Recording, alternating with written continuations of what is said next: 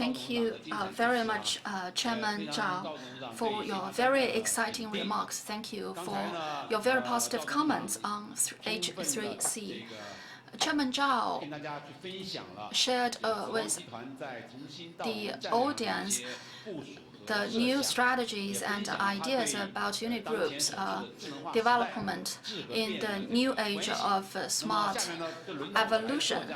Now I'm going to take the floor to share with you my keynote speech. And the topic of my speech is Smart-Volution and Future, what we're going to see and have to deal with in the new age of smart evolution. So I'm going to take this opportunity to share with you what we at H3C has been doing over the years and our vision towards the future. The history of human being has always been evolving throughout constant changes. And the most significant law of such change is to make the human being behave in a more efficient manner. We want to gain more benefits with less efforts.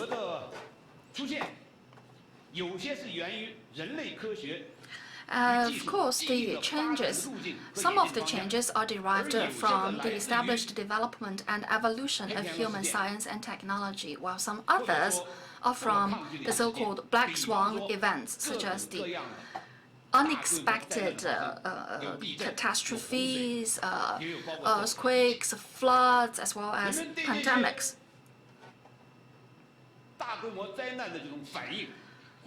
Our response to these catastrophes and unexpected events actually incentivize us to more aggressively adopt new technologies to handle new challenges. The whole world is in a fairly severe situation of fighting the COVID-19 epidemic. We've seen the loss of over 100,000 lives. The whole world has paid over $10 trillion in economic losses. Every one of us has already felt the very, very significant impact of the epidemic on our life and our work. Are we able to deal with this kind of black swan events in the future with better technologies? Let's quickly look at what H3C or China has been doing in terms of applying technologies in fighting or combating the COVID-19 pandemic. First and foremost, in personnel isolation or quarantine, the three telco operators in China have made significant contribution to the isolation and quarantine of people by tracking in a very precise manner their travel history. And let's look at the diagnosis and analysis of the pathogen. Wuhan is the epicenter of the epidemic. The Jin Yintan Hospital of Wuhan has put online an AI-based genomic testing platform. And this platform is able to make the entire genetic sequencing of over 16,800 pathogens. This means a very precise, a very accurate diagnosis and treatment of the pneumonia. Let's look at the drug and pharmaceutical and vaccine development. All the world's leading pharmaceuticals are making a lot of investment in the AI-assisted development and research of protein combinations and chemical molecules. And this can greatly reduce the cost and save a lot of precious time and greatly improve the accuracy of relevant R&D work. We hope that through applying technologies, we can accelerate the vaccine development in a much faster pace, because vaccine is going to be the final weapon for us to win the battle against COVID-19 epidemic. So we want to use the latest technologies like AI or 5G or big data to quickly and accurately develop the vaccines for the human being. The vaccines matters so much at this very special moment. The H3C group and the UNI group are making similar efforts at this moment. We try to use a lot of leading technologies to contribute to the disease control and prevention. Look at this small machine. It's quite small in size, but it's very smart. It's a product produced by UNI Insight. It represents a rapid, intelligent image analysis capabilities. Analysis ability, we call it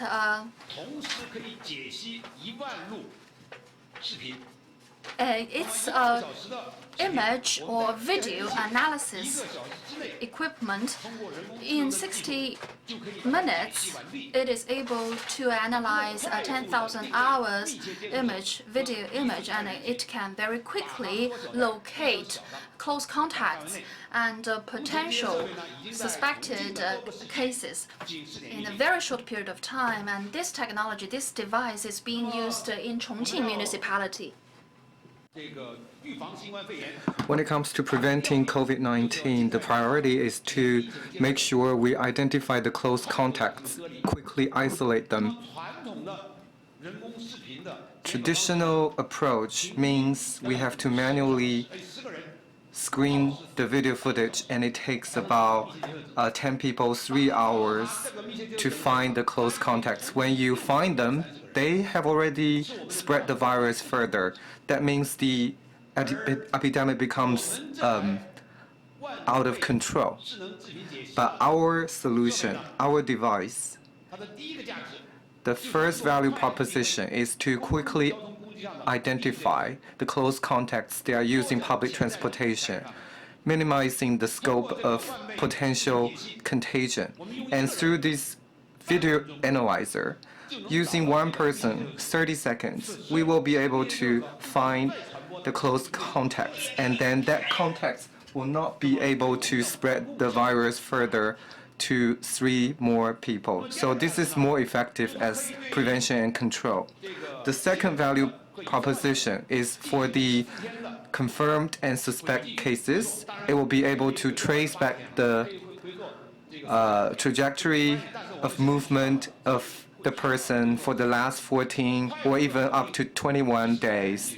For now, it's 14 days. We can quickly lock down on the close contacts, and we are able to increase the efficiency of detection by 30 times and reducing secondary reduction by 95%. So the power of technology is really compelling. Using technology to serve mankind to help recover the economy and resume production. On the other hand, in adopting our solution during the pandemic, HC3 has been using the HC3 workspace solution, which is the work from home solution, to ensure business continuity.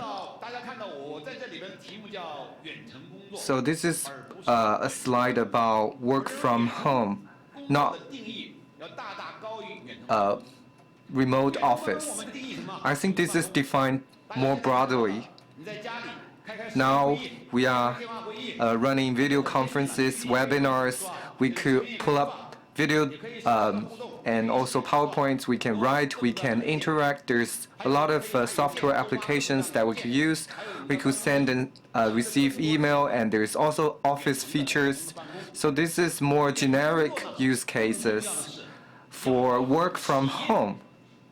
The more important feature is to make sure the offline run-of-the-mill activities can be moved online, because they will show the true value. So that means the ERP, CRM, EMS, and the R&D activities that you run offline. There's 8,000 engineers in R&D at H3C. After Spring Festival, all the engineers were using their work-from-home solution to code, to integrate, to compile, so we didn't waste even a single minute. And our financial management, our monthly billing and settlement, and everything that relates to security and data in the cloud, ensuring security, reliability, this is part of our solution. And when we move it online, this is not just about running some remote features, running a webinar, sending and receiving an email, or just processing OA. Our workspace solution enables full scenario coverage. It ensures business security and continuity, and we call it using H3C workspace to redefine work from home. At H3C in Hangzhou and Beijing, we have 5 DCs, and we have thousands of nodes available. So we are trying to create a cloud workspace offer, which offers the same experience, identical to offline and actual in the office scenario. Our performance is able to support over 10,000 people working simultaneously online, and our security infrastructure makes sure our core data assets remain intact and safe. And our work from home solution in this pandemic, if you read the news, I was in Thailand and I was on holiday with my family after Chinese New Year. On the evening of the 24th, I received an alert, and I was told that the epidemic broke out in Wuhan, and then there were 2 hospitals being built, the makeshift hospitals. So we made the decision right then.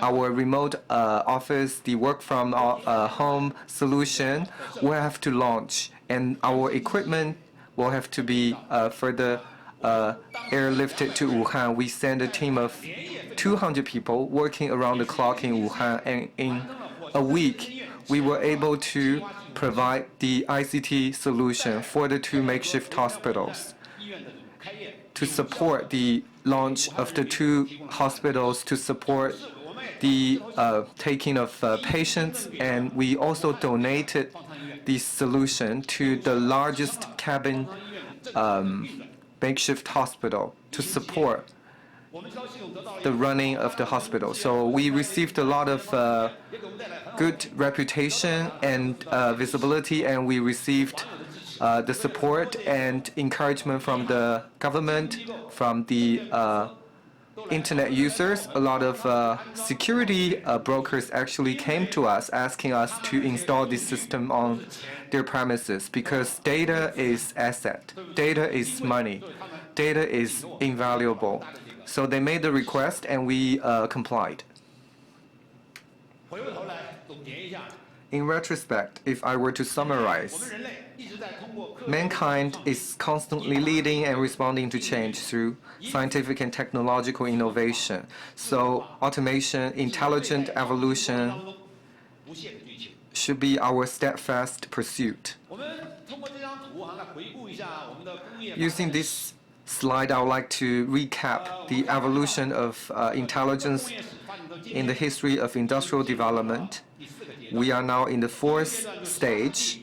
The first stage was in 18th century, mechanization with the development of steam engine, and then the 19th century, electrification with the invention of electric motors. So these 2 inventions were about freeing mankind from tedious labor.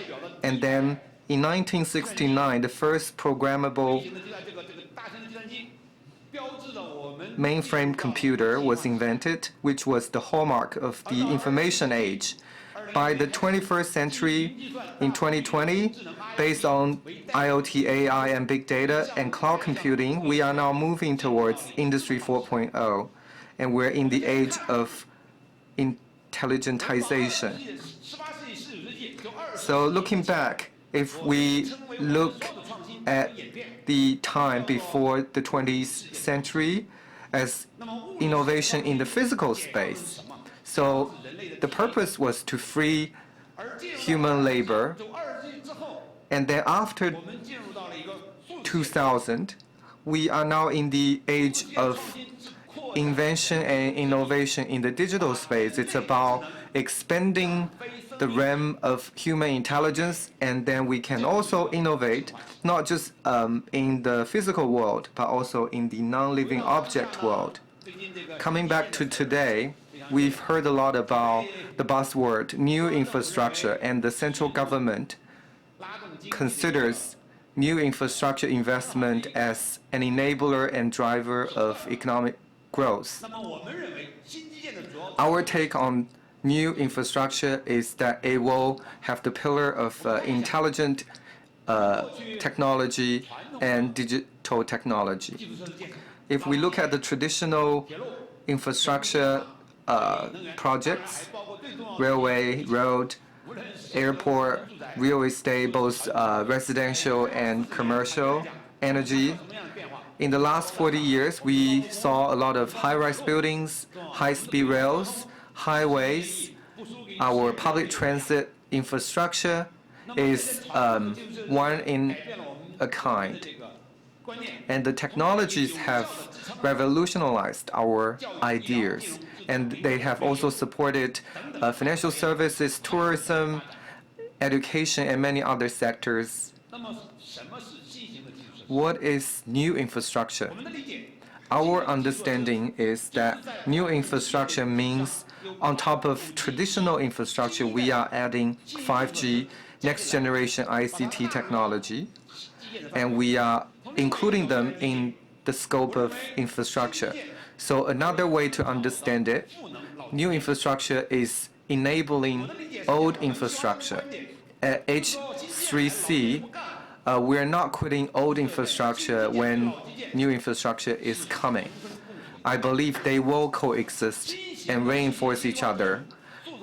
Digital intelligent technologies will be able to enable and transform the old infrastructure, making it more digital and smarter, and unlocking new capabilities. At the same time, it will also help lift up many other sectors, including government functions, enterprise utilities, public services, and governance. As such, the pivot of new infrastructure is digital and intelligent technology. We are now moving in that direction, and I hope that all of you watching this event online will be able to tap into this unprecedented business opportunity. We can grow the pie, and then we will be able to contribute to the economic recovery after the pandemic in China. Without doubt, we are now in this age of Smart-Volution, and there are 3 levels to it.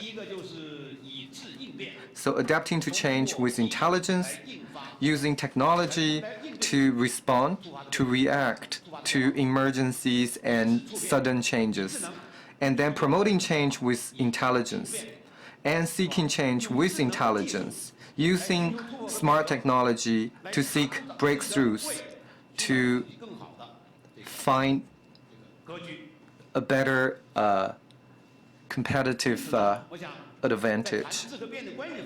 When we talk about change and evolution, this is the relationship. And our conclusion is for a business, for an organization, for an individual, if you can't keep up with the change, the trends, if you don't embrace this Smart-Volution age, you'll be left behind.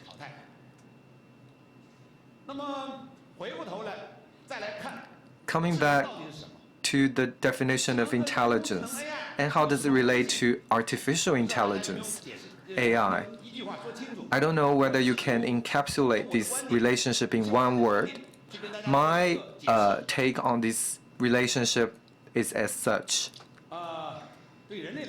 For mankind, intelligence is about human ingenuity and ability. For a non-living object, non-human organism, intelligence is more about the reflection, the mirroring of the human ingenuity and ability. And there are 8 dimensions to that: language, mathematics, space, sports, music, interpersonal communication, natural cognition, self-awareness. So what we are after is the human ingenuity and ability will be reflected in a non-living object in a convergent way. And AI is a technology and tool to realize this mapping, this reflection. I think that's the logic behind the relationship between the two. For our audiences online, you can challenge me if you disagree. That's fine. I was talking about intelligentization as the goal that we should pursue, and AI is the technological means that we are constantly improving to achieve this goal. We've talking a lot about the theories. I've shared with you a lot of examples. Then how about our ecosystem partners look into intelligence and AI? Now I'd like to give the floor to our guest speakers who will talk in online video format.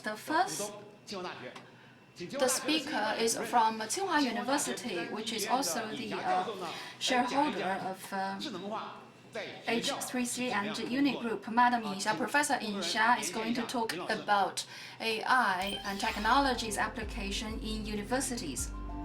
Now let's try to connect her through the net. Professor Yin, we are now in a time of intelligence. Could you please share with us the work of Tsinghua University in technology development throughout the campus? And your ideas and your visions. Thank you, Mr. Yu, dear colleagues.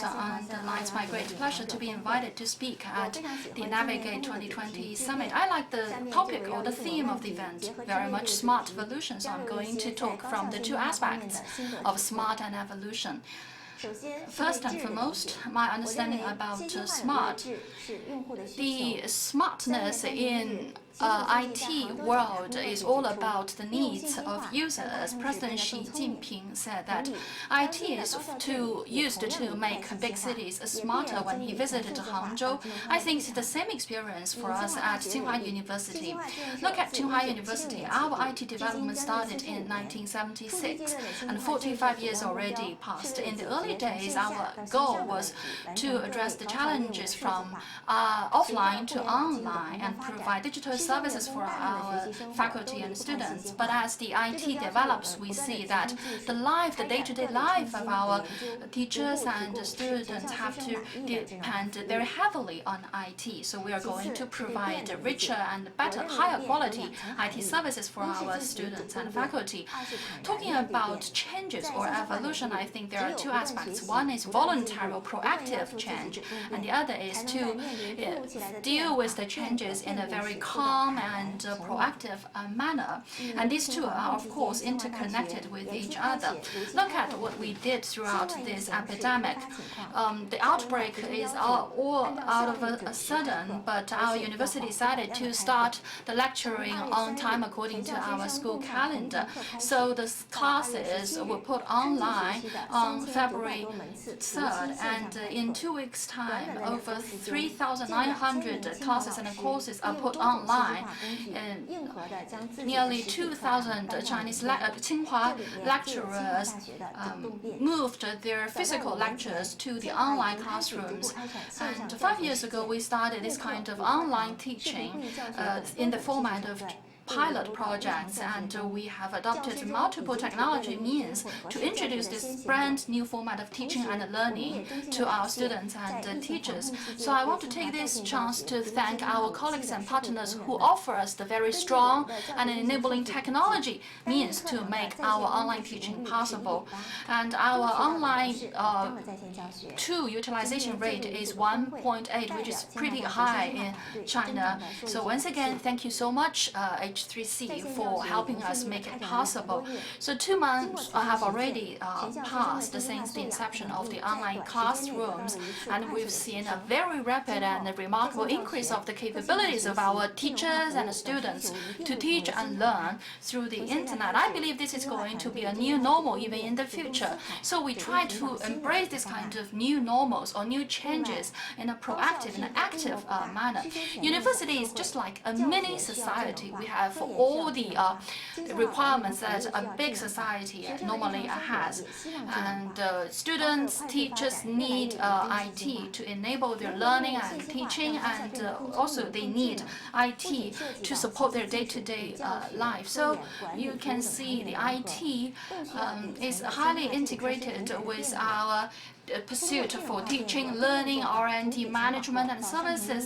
And of course, it has to be underpinned by leading technologies, by the foundational IT infrastructure platform. We actually started this IT system refreshment not long ago. We've carrying out a number of pilot projects, for instance, the profiling of our undergraduate students, as well as the leading researchers, cockpit. These are all the typical pilot projects we are undertaking here in Tsinghua University. So we, on the one hand, have the top-down, the top-tier design, and at the same time, we have the foundational, the bottom-up IT support. So we look forward to even greater support from our IT partners like H3C. This is the end of my sharing. Thank you. So Mr. Yu, the floor goes back to you. Thank you, Professor Yin. I'm very glad to hear from you the very deep integration of IT tools provided by companies like H3C and users of high-tech technology like Tsinghua Universities. I'm so happy to learn that Tsinghua teachers and students are able to teach and learn. They're able to record their exciting moments, those very special yet quite meaningful and indelible memories throughout this pandemic. They can make their own portrait. The very first love they had in the campus, the very first class they had in Tsinghua, the very first football game they had. Very interesting, very meaningful memory.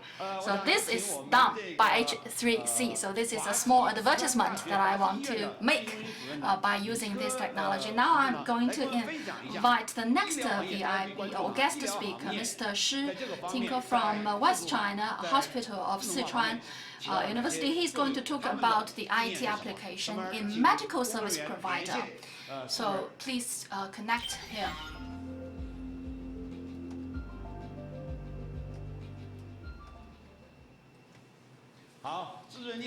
Mr. Shi, good afternoon. Could you please share with us what your hospital has been doing in terms of applying IT and digital means, as well as your vision for the future? Hi, thank you, Mr. Yu. Hello, everyone. It's my great pleasure to participate in the event through the internet. I'm going to take this chance to say a few words about what we see the IT development trends at medical service providers like my hospital, as well as the practice West China hospital has had in the past several years. This COVID-19 pneumonia has significantly changed the way we work and live. But throughout this pandemic, we also acquire even clearer vision that we must allow smart technologies to play a bigger role in medical service provision. Actually, in July last year, we adopted the AI format and rollout an AI-assisted diagnosis remote application through 5G connectivity. We collected the colonoscope vision and image to our cloud, and then through 5G and AI we provide the remote hospital real-time diagnosis services. This was quite a big news and triggered very strong reaction in our industry. So this is a very meaningful way of providing innovative medical services. So in the past, our medical services was non-standardized services based on experiences, but now we're going to base it on technology and data and making it even more standardized. Of course, this requires the support of very powerful computing platform and advanced algorithms. So West China School takes advantages of the fusion platform provided by H3C, which combines cloud computing, big data, and AI technologies. And we build a uniform portal through which we deliver the cloud-based services to multiple users. That means we are transforming ourselves from a traditional medical service provider to a cloud-enabled medical service provider. Now actually we pay attention to three things very much. One is data standard, second, data quality, and third, data security. So from the top tier design to the foundational data warehouse, we try to, on the one hand, protect the safety and security of our data, and on the other hand, to maximize our medical service provision through AI or IT-enabled analysis based on big data processing. And we did it through the collaboration with H3C. We combined the data and application in a seamless manner. We quickly built out new medical models. It helps us reduce the financial and time cost for developing and deploying new technologies. For instance, in the CT imaging automatic testing product, we used Bayes algorithms and improved the accuracy rate to 93%, which obviously higher than the accuracy rate of ordinary doctors. And enabled by 5G technology, we were able to deploy this very leading technology to many more medical service providers and other companies and business or entities. And of course, we see some entrenched problems or challenges. For instance, traditional medical information system has the problem of the silo effect or non-standardization or fragmentation. All these are the pain points. And we also have to deal with public health care incidents like the COVID-19, which we did notice the problem of the lack of elasticity and a quick response. So these are all the challenges we need to tackle. So looking into the future, we need to adopt better and smarter solutions to realize the goal of collaboration or synchronization of resources and data in a throughout wider number or bigger number of users. And this needs, of course, external assistance and help from partners like H3C. So on the one hand, we can take advantage of the 5G network, which has the features of broad bandwidth, low latency, and fast connectivity. It provides a very solid foundation for the landing of innovative applications like remote medical services or online diagnosis. On the other hand, we can better advance our new science research like the protein or genome sequencing or testing combination researches. by taking advantage of big data, particularly big medical data processing, and this is very meaningful in the advanced medical science research, and these can bring us a very unique value to medical service innovation. So the national government is also making tremendous investment in digitization of medical services.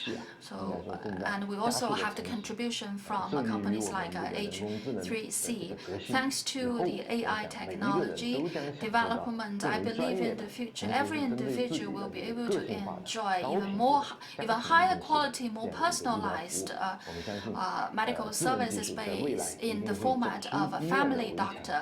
And this new technology, this new type of innovative medical services will go outside the compound of hospitals into each and every household, into each and every community and neighborhood to make sure that every individual will benefit from this innovative medical services enabled by new technologies. It can improve the entire quality of the general medical services throughout the country. It can help us reduce medical services cost, and it can generate huge value for this country, for our people. Once again, I'd like to thank you for inviting me to address at this very important summit. I look forward to more opportunities like this in the future.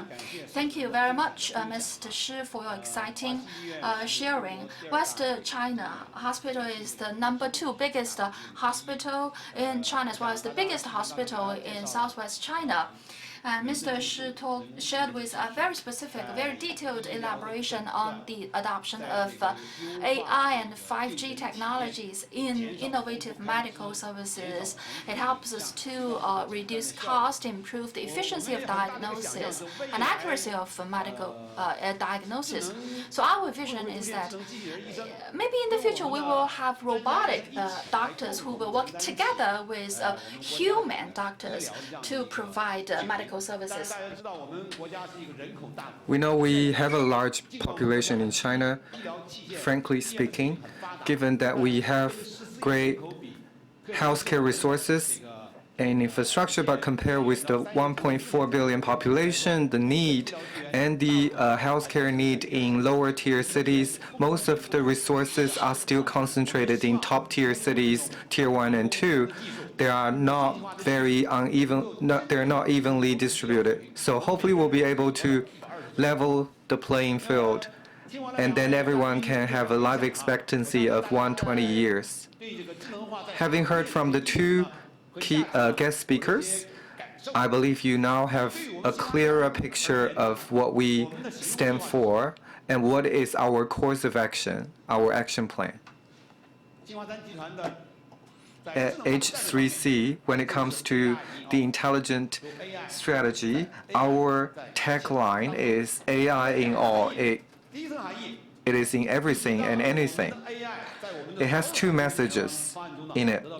First, we need to have intelligent solution in every of our products, making sure it's smarter, more intelligent. And the second layer is through our products and solutions, we will be able to enable our customers, government, business, educators, transportation, energy, power, it can be anything, so that our customers can benefit from more intelligent business, and their services to their customers will also become smarter. So AI in all has two layers to it. And what is the vehicle for achieving that vision? That is through our digital brain project. We launched this project in 2019, and this is about using our digital data platform, working with our ecosystem partners, deploy digital brain solutions for our customers across different verticals. And simply put, it's about 4 plus N.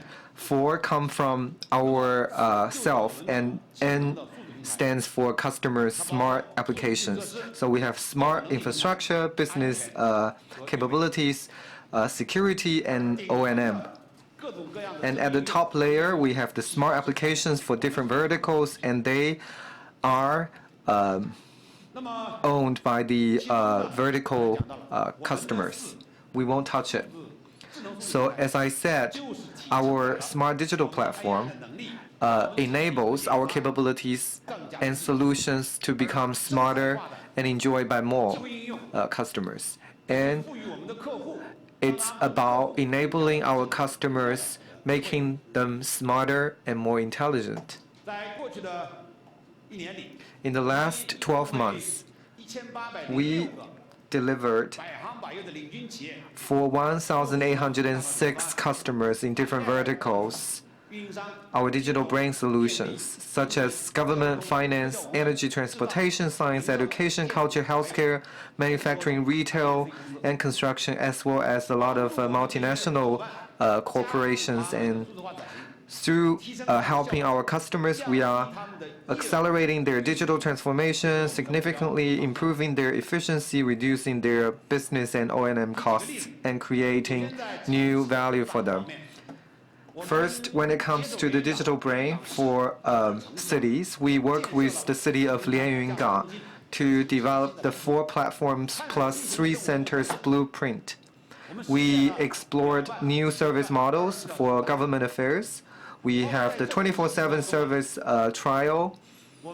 And during the pandemic, through My Lianyungang app, we are supporting the prevention and control of the epidemic, and we enable appointments with pharmacies for buying masks, and also the monitoring of all the residential communities. And the app is a point of pride because millions of citizens in Lianyungang are also able to pay their utility bills, their bus tickets, and their other billing needs through this app.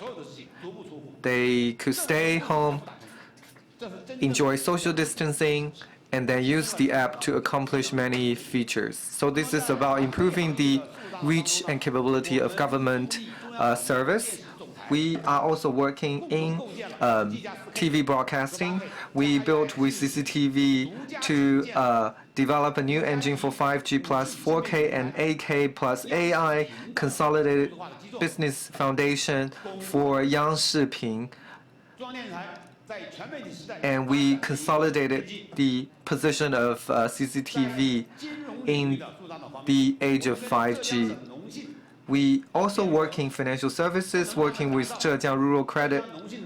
We developed the Zhejiang Rural Credit U-Cloud, which covers and serves 81 rural cooperatives in Zhejiang, and we enabled financial service innovation and service access, and we reduced costs significantly.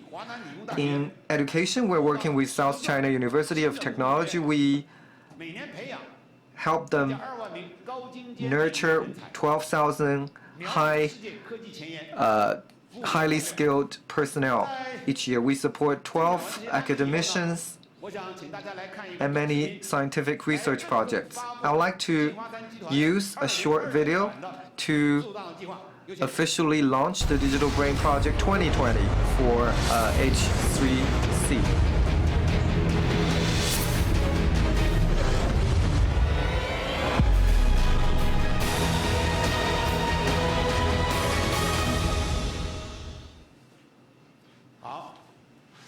Great. Very soon, well, actually today, we will be unveiling Digital Brain Project 2020. And at the heart of that project is the upgrade of U-Cloud.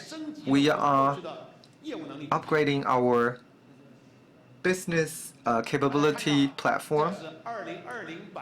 This is version 2020, and the entire view. You can see we have UniCloud at the center and smart digital platforms, and we are upgrading the business